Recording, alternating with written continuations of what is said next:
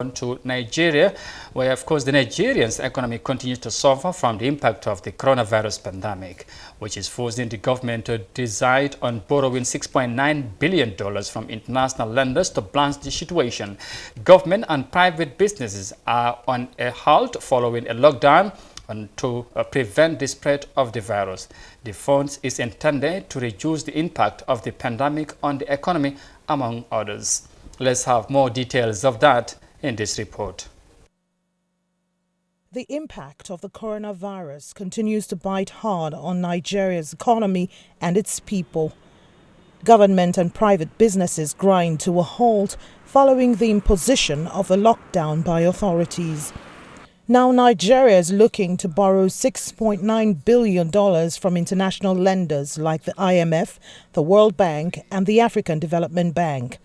Among other things, the fund is meant to reduce the impact of the coronavirus pandemic on the economy.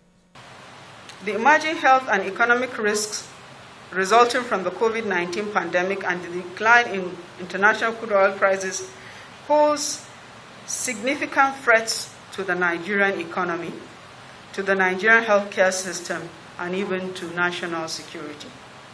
It also poses significant risks to the lives and well-being of our citizens.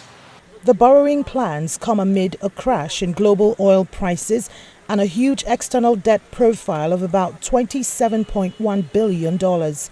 Nigeria spent $1.3 billion to service external debt in 2019. That's 250% more than what it spent in the last 5 years.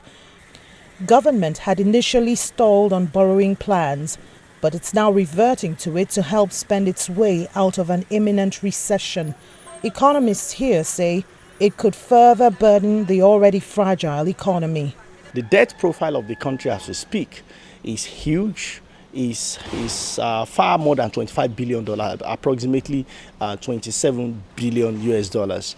So if we add more to it, at our current imbalance to debt service to revenue, as also the rate of debt to economic development, using growth as one of the parameters in measuring that, it is clear that even though coronavirus may not take down the economy to its knees, but debt pressure on the economy will be so huge. Placing the earning and spending power in the hands of citizens seems to be a viable option. What government needs to do to save Nigeria, and in fact African leaders should do to protect Africa, is to deliberately, and I use my word carefully, to engineer economic agent deliberately to reactivate production.